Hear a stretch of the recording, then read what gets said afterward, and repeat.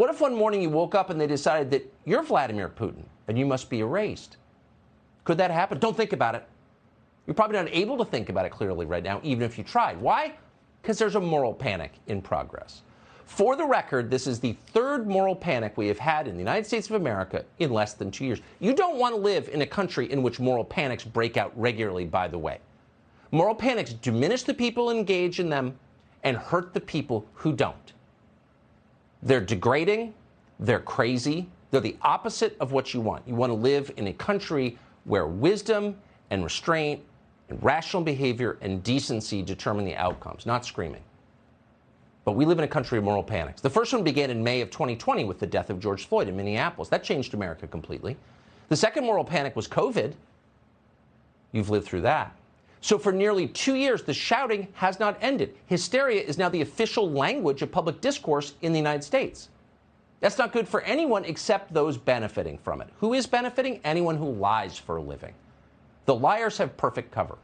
Ask yourself, how much of what you first heard about BLM and then about the coronavirus turned out in the end to be true? How many of the first stories were true? Not many. It was almost all lies. But you didn't know that at the time because you were busy being yelled at.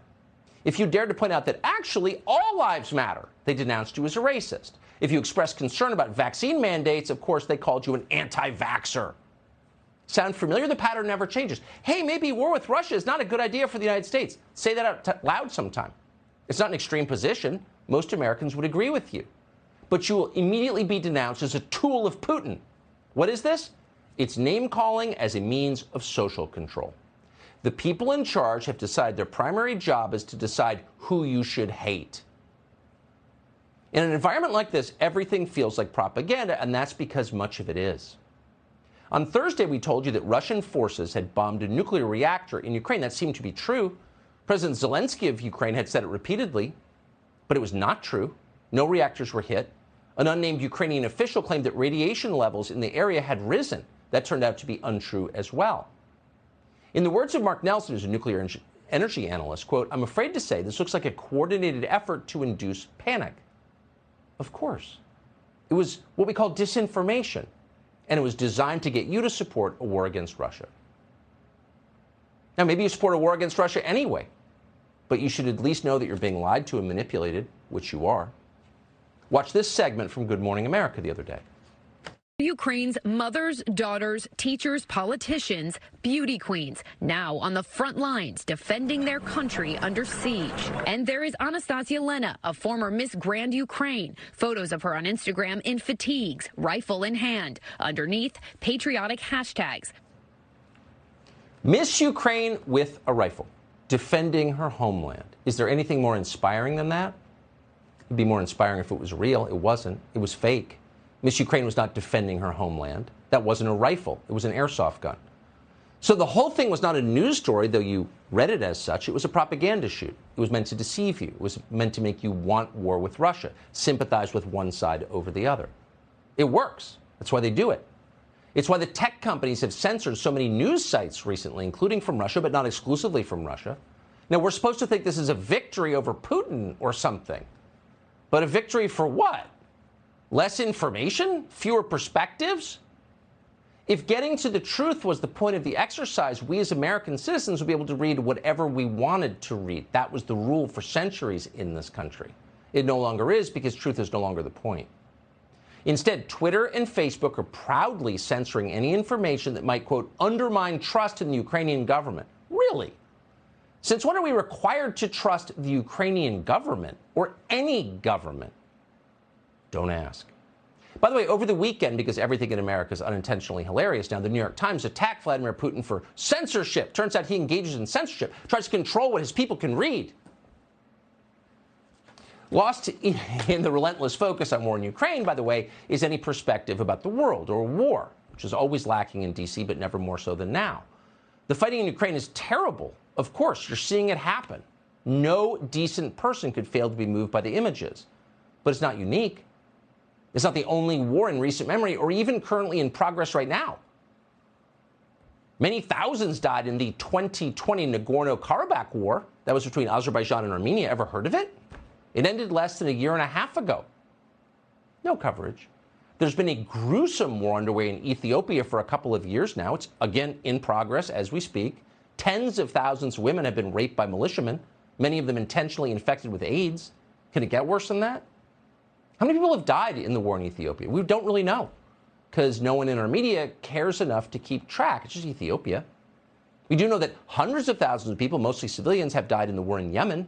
It's a war the Biden administration has continued to fund. It doesn't get a lot of attention. It's just Yemen. Who cares? All human life is equal. All of us are equal in the eyes of God. The death of someone in Ukraine is exactly equivalent to the death of someone in Yemen in its importance, period. But hardest of all to ignore, though our media have pulled it off and ignored it, is the civil war that's underway 100 yards from El Paso, Texas right now. The Mexican drug war. That's what we call it. It's likely killed more than 100,000 people. In 2019 alone, close to 10,000 Mexican citizens just disappeared, most of them young men. More journalists are murdered in Mexico every year than in any other country in the world.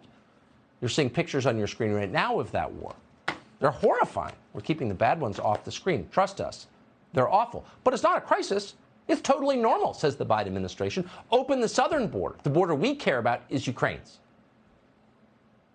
Now, Republicans in Washington, to their eternal shame, have no problem with any of this. In fact, many of them are more for war with Russia than Joe Biden seems to be. That is a disgrace. It will hurt them in the midterms.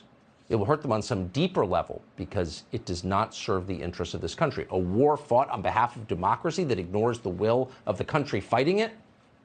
At some point, soon we'll explain exactly what's going on here. We're out of time for tonight, but it's enough to know Republicans are not representing their voters when they move to a position that's way more warlike than Joe Biden's, when they embrace the lunacy that could really hurt this country. They're not representing people like Bryce Mitchell. Bryce Mitchell seems like a Republican voter. He's a 27-year-old mixed martial arts fighter. He's a cattle farmer from Cabot, Arkansas. The other day, someone asked him what he thought about Ukraine at a press event. Here's what he said. I just wanted to get your thoughts on the whole Russia and Ukraine situation. You know, here's my first thought is I'm not going nowhere to fight none of these wars for these politicians. I'm staying at home, and when the war comes to Arkansas, I will dig my boots in the ground, and I will die for everything I love, and I will not retreat. If this country's invaded and everybody's saying, well, we gotta evacuate, we gotta leave, I will not. I will dig my boots in the Arkansas soil, and I will fight for the people that I love, for the land that I love, and the way of life that I love. But I'm not going overseas to fight. I don't know what's going on, to be honest, brother. I really don't. There's so much stuff, and I don't think nobody knows what's going on fully. There's been so much political corruption in that area. You got Biden and his son making a ton of money off of and using our tax dollars to bribe their people. That's treasonous, in my opinion. So you got Hunter Biden and his son using our tax dollars. Hey, if Ukrainian government, if you don't do this, we're taking your tax dollars. He shouldn't be giving our tax dollars to that country anyway. We got veterans out here sleeping on the street, and you're going to give our freaking tax dollars to these Ukrainians and all that. Brother, I don't know what's going on over there, but I'm not going over there and fighting. Tell us how he's a Putin stooge, Lindsey Graham and David Frum and Ann Applebaum, Liz Cheney. Tell us how he's immoral. When the war comes to Arkansas, he said, I will dig my boots into the ground and I will die for everything I love. That's the American position. Fight to the death to defend what you love. Your people, your family, your country. To defend it. That's what we call it, the Defense Department. It is not called the Department of Nation Building or the Bureau of Trans Evangelism. Bryce Mitchell may not have good grammar, but he understands exactly what's going on here. Even if people who claim to represent him and our country have no idea.